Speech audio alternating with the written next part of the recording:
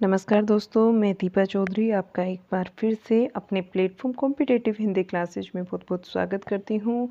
GK GS के अंतर्गत आज हमारा ये सेकंड टॉपिक होगा भारत का भूगोल का, और इसमें हम भू आकृति, प्रदेश, पर्वत और पठार को पढ़ने वाले हैं। इस टॉपिक से संबंधित जितने भी क्वेश्चंस बने हैं प्रीवियस ईयर्स में, वे सारे हम यहाँ पर देखेंगे। जो टीचिंग एग्ज़ाम के अंतर्गत जो क्वेश्चंस आते थे या आए हुए हैं, वो सब यहाँ पर हम देखने वाले हैं। और क्लास को शुरू करने से पहले मैं आपको बता दूं, जो क्लास में बच्चा नया है, जो फर्स्ट टाइम इस क्लास को लेगा, तो उनके लिए ये जानकारी है कि हम यहाँ पर हिस्ट्री जो है अपना कंप्लीट कर चुके हैं। तीनों पार्ट्स कंप्लीट हो चुके हैं हमारे। आपका प्राचीन इतिहास, मध्यकालीन इतिहास और आधुनिक इतिहास, और हमने भारतीय राज्य व्यवस्था तथा संविधान, इस टॉपिक से संबंधित भी जितने क्वेश्चंस आए हैं इस सब्जेक्ट से संबंधित, तो ये भी सारे कर लिए हैं। भारत का भूगोल हमारा यहाँ चला हुआ है और विश्व भूगोल हमारा यहाँ कंप्लीट हो चुका है। विश्व भूगोल भी हमारा कंप्लीट हो चुका है। ठीक है, ये 4 नंबर का हमारा टॉपिक है भारत का भूगोल, तो इसको भी हम देख रहे हैं। चलिए इसमें क्वेश्चंस को स्टार्ट करते हैं, और क्वेश्चन 134 से हमारी स्टार्टिंग होगी, क्योंकि 133 क्वेश्चंस तक हम इससे पहले वाले टॉपिक में कंप्लीट कर चुके हैं। और अगर आप चैनल पर नए हैं तो चैनल को सब्सक्राइब कर लीजिए, ताकि ये वाली क्लासेज आपको डेली मिलती रहे। देखिएगा यहाँ पर क्वेश्चन हमारा जो 134 बनता है, पीर पंजाल पर्वतमाला की सबसे ऊंची चोटी कौन सी है। पीर पंजाल पर्वतमाला की जो सबसे ऊंची चोटी है, ये आपकी चोटी इंद्रासन पर्वत है। आपकी ये चोटी कौन सी है? इंद्रासन पर्वत है। इंद्रासन पर्वत पीर पंजाल श्रेणी हिमालय की क्या है? एक पर्वतमाला है, जो कि भारत के हिमाचल प्रदेश, जम्मू कश्मीर एवं पाक अधिकृत कश्मीर, जिसको आप पीओके के नाम से भी जानते हो, इसमें फैली हुई है। इंद्रासन पर्वत पीर पंजाल श्रेणी का सबसे ऊंचा शिखर है, और इसकी जो ऊंचाई है वो 6221 मीटर है। यह चढ़ाई करने में सबसे दुर्गम पहाड़ों में से एक माना जाता है। क्वेश्चन 135 देखिए, निम्न में से कौन सी पहाड़ी श्रृंखला त्रिकोणीय जो सतपुड़ा है, इस श्रृंखला का पूर्वी बेस बनाती है। पूर्वी बेस कौन सी बनाती है?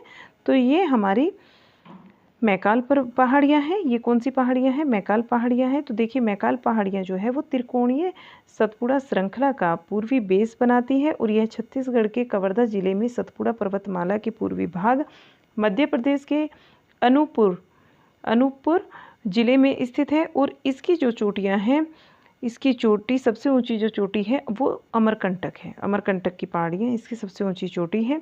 सतपुड़ा पर्वतमाला 7 पर्वतों की श्रृंखला है। इसकी सबसे ऊंची चोटी धूपगढ़ है, शिवालिक नेपाल, आप देख सकते हैं यहाँ, बेलाडीला जो है आपका छत्तीसगढ़ में। आगे देखिए क्वेश्चन नंबर 136, शिखर जो है, शिखर ये पूछा जा रहा है, कौन सा शिखर किस देश का युग्म सही नहीं है। शिखर और देश का युग्म कौन सा आपका सही नहीं है। माउंट एवरेस्ट दिया है, ये भारत आपका गलत हो जाता है। माउंट एवरेस्ट आपका नेपाल में है। मकालू जो है ये नेपाल, ये ठीक है। ठीक है, यहाँ देखिएगा, देखिए माउंट एवरेस्ट नेपाल तथा तिब्बत दोनों देशों में फैला हुआ है, लेकिन इसका जो शीर्ष है 8848.86 मीटर का है ये, और ये नेपाल में स्थित है। नेपाल में इसे स्थानीय लोग सागरमाथा अथवा स्वर्ग के शीर्ष के नाम से जानते हैं। तिब्बत में इसे स्थानीय लोग चोमोलंगमा अर्थात पर्वतों की रानी के नाम से जानते हैं। ठीक है, तो आपका जो ऑप्शन 1 होगा वो गलत हो जाएगा। यहाँ ये नेपाल में है। क्वेश्चन 137 देखिए, पूर्वी घाट का सर्वोच्च शिखर कहाँ है। ये महेंद्रगिरी है। कौन सा है? ये पूछा जा रहा है, पूर्वी घाट का सर्वोच्च शिखर डैश है, तो ये महेंद्रगिरी है आपका। ठीक है, नीचे शिखर दिए हैं, तो ये महेंद्रगिरी होगा राइट आंसर। यहाँ देखिएगा, इसकी व्याख्या को देख लेते हैं। पूर्वी घाट की जो सबसे ऊंची चोटी है महेंद्रगिरी है, और ये उड़ीसा में है। इसकी जो ऊंचाई है ये 1500 मीटर है, जबकि पूर्वी घाट की जो सर्वोच्च चोटी है विशाखापट्टनम में है। ठीक है, समझ आई आपको बातें। देखिए, पूर्वी घाट की सबसे ऊंची चोटी महेंद्रगिरी उड़ीसा है, जिसकी ऊंचाई 1500 मीटर है, जबकि पूर्वी घाट की जो सर्वोच्च चोटी है विशाखापट्टनम 1680 मीटर है। ठीक है, पश्चिमी घाट की बात करते हैं अगर हम, तो सबसे ऊंची जो चोटी है अन्नामुडई है, 2600 95 मीटर की है और यह दक्षिण भारत की सबसे ऊंची चोटी है। दक्षिण भारत की दूसरी सबसे ऊंची चोटी की बात करते हैं, अगर दूसरी सबसे ऊंची चोटी होगी यहाँ पर, ये आपकी डोडो बेटा है, ठीक है, डोडा बेटा। तो ये डोडा बेटा जो है इसकी ऊंचाई 2633 मीटर है। कितनी? 2633 मीटर, ठीक है, याद रखेंगे। देखिए ये पहले नंबर पर आती है, जो सबसे ऊंची चोटी है, सर्वोच्च चोटी जानी जाती है, और ये जो चोटी है आपकी सेकंड नंबर पर आती है, ठीक है। क्वेश्चन 138 देखिए, कौन सा दर्रा कुल्लू घाटी को हिमाचल प्रदेश और भारत की लाहौल और जो स्पीति घाटियाँ हैं उनसे जोड़ता है, स्पीति घाटियों से जोड़ता है। तो कौन सा दर्रा है? वो रोहतांग दर्रा है। इन दर्रों को आप जरूर याद रखिएगा, दर्रों का एक क्लास मुझे भी आपका लेना है, ठीक है। यहाँ देखिए, रोहतांग दर्रा हिमाचल प्रदेश के लाहौल और स्पीति घाटियों के साथ कुल्लू घाटी के बीच कड़ी को जोड़ता है, और यह हिमालय की पूर्वी पीर पंजाल पर्वत श्रेणी का एक ऊंचा पहाड़ी दर्रा है। यह चिनाब और व्यास बेसिन के बीच में जल क्षेत्र पर स्थित है। लिपुलेख दर्रा चीन नेपाल भारत सीमा पर है। बनिहाल दर्रा ये जम्मू कश्मीर में है। और तामरसेरी जो दर्रा है ये केरल में है। इसको ध्यान रखेंगे, तामरसेरी कहाँ है? केरल में है। इसको थामारा सेरी भी बोलते हैं, थामारा सेरी के नाम से भी ये जाना जाता है, केरल में है। क्वेश्चन 139, पूर्वी घाट की उच्चतम चोटी कौन सी है? पूर्वी घाट की उच्चतम चोटी की बात करते हैं तो महेंद्रगिरी राइट आंसर होगा। पूर्वी घाट का विस्तार ओडिशा के उत्तर पूर्वी भाग से नीलगिरी की पहाड़ियों तक हुआ है, और इस घाट की सर्वोच्च चोटी विशाखापट्टनम है जो कि 1680 मीटर की है, जो आंध्र प्रदेश में अवस्थित है। अन्नामुड़ी जो है पर्वत चोटी ये 2695 मीटर की है, और दक्षिणी भारत की सर्वोच्च चोटी है जो कि पश्चिमी घाट श्रृंखला में अवस्थित है। सैवराय तथा जावड़ी पहाड़ियाँ पूर्वी घाट श्रृंखला का क्या है? हिस्सा। क्वेश्चन देखिएगा नेक्स्ट, 140 क्वेश्चन बनता है हमारा। उत्तर से दक्षिण की ओर पश्चिमी घाट की निम्नलिखित पहाड़ियों को व्यवस्थित कीजिए। तो यहाँ पहले आपका सिंधुदुर्ग हो जाएगा, फिर केंद्रमुख आएगा, और फिर ऊटी तथा मन्नार, ऐसे हो जाएगा। सिंधुदुर्ग, केंद्रमुख, ऊटी और मन्नार आपका राइट आंसर बन जाएगा।